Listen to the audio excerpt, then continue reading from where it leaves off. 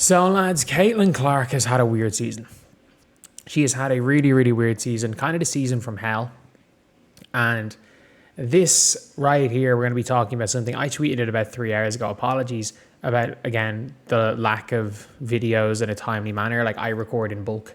So, like, I'll record, say, 3 or 4 videos at one time. And then, because I'm away, then I'll go for a few hours. And you heard yesterday, it was just a little bit too late for my second recording session of the day. And unfortunately, because of the time that it was at, I wasn't able to record properly. Because basically I was disturbing people in the room beside me in kind of like an apartment, not a hotel, but kind of like apartments. I was disturbing someone in the room beside me. So basically, I'm very late to this news, just like I'm going to be very late to every bit of news between now and the 20th September, because thankfully I booked this trip away being like, oh shit, the playoffs could be happening. Who gives a damn about the playoffs at this stage? Honestly, who gives a damn about the playoffs? But so the Indiana Fever are playing without Caitlin.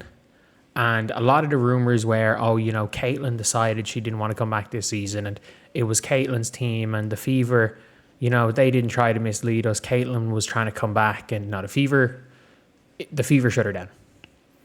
It seems like it was not Caitlin's decision. That Caitlin was going to try fight to come back and the Fever just said no. Do you want to know what that means?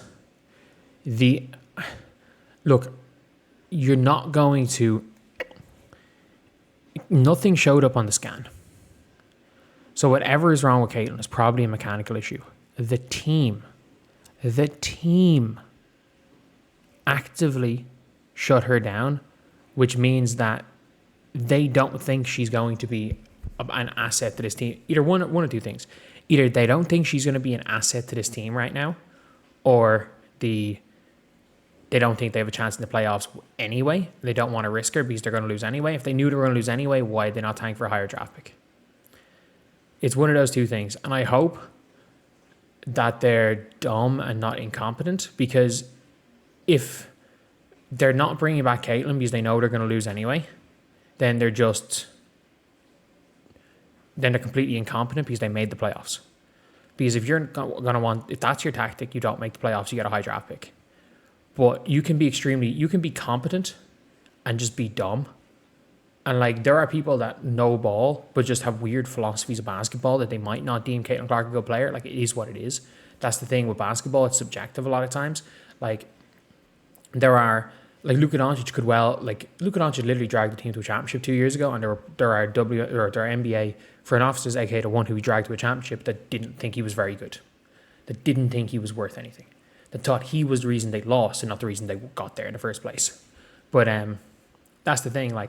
Considering the fact that Nico Harrison literally did not rate Luka Doncic as a player, who was a better player in the NBA than Caitlin's ever been in the WNBA, that means that there's a non-zero chance that Amber Kelly and Steph White don't rate Caitlin Clark as a player.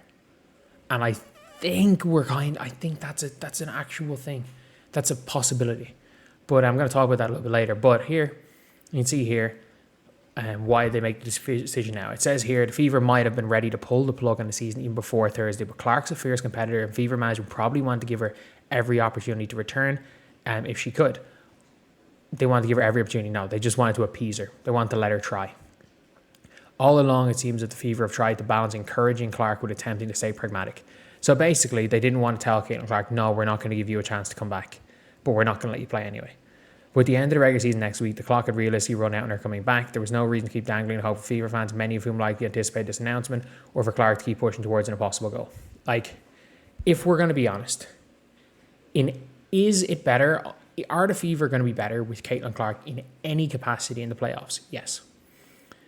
Would the Fever be better with Caitlin Clark playing 15 minutes a game standing in the corner than with Shea Petty? Yes. Is it better for Caitlin Clark to be on the roster as a special teams player than Bree Hall sitting on the bench playing 0 minutes? Yes. It is better that Caitlin's is there for special teams. And then maybe, let's be real, there's no way Caitlin's not close. Caitlin's not real close to coming back. If they win a playoff series, It's 3 weeks. She's 1,000,000% going to be back for round 2. The fever pulled her.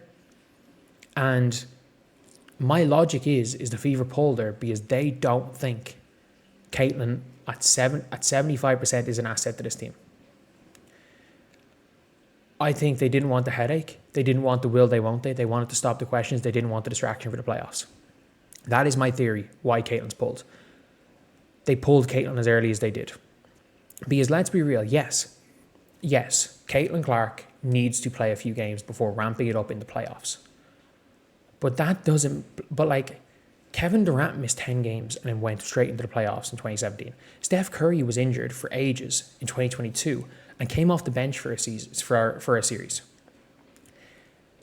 Realistically, if this was a team who thought they had a chance of winning a championship, Caitlin Clark would be coming off the bench, would probably be playing tonight in some form, like 10 minutes, 15 minutes, and then Caitlin comes off the bench to start the playoffs. And then maybe by round 2, she's ready to start. And if not, she might be ready to start halfway through round 2. Because that's what most teams would do.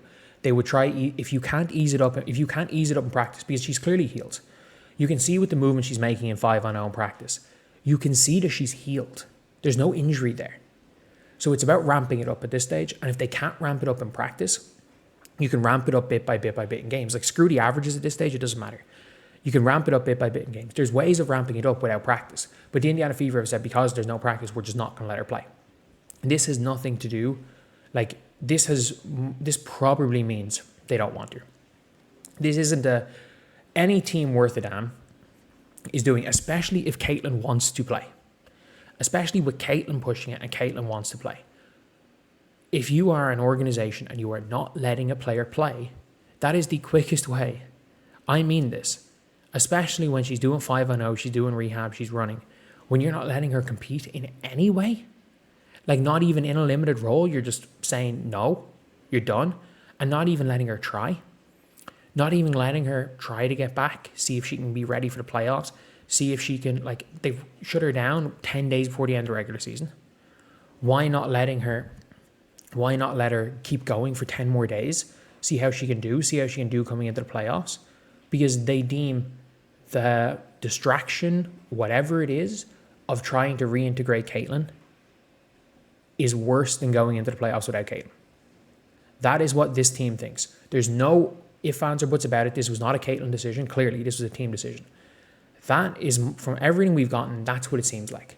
That the team has deemed Caitlin Clark, in her current form, to be more of a distraction than a positive. Which is scary for a team that claims to want to win anything. Because I don't care if Caitlin Clark is literally lost her left leg. I would have her as a 13th player shooting just off her right leg, shooting just off her right leg to stand in a corner as a special teams player. I would use her as a special teams inbounder. I don't care. Bree Hall's not going to play in the playoffs.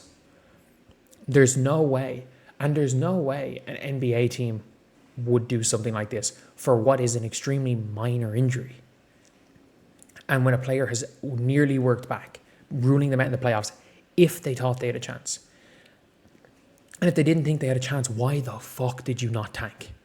Why did you not? If you didn't think you had a chance, why did you not tank? So clearly you were never going to let Caitlin Clark come back.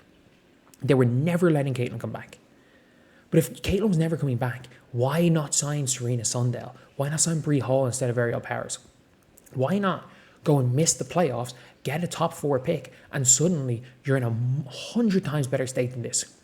And now you're in the playoffs, you're going to get freaking Israeli Katie Lou and Garzon when, I don't know, Beck Allen's going to be basically on a vet minimum this offseason, and she's way better than Garzon's going to be.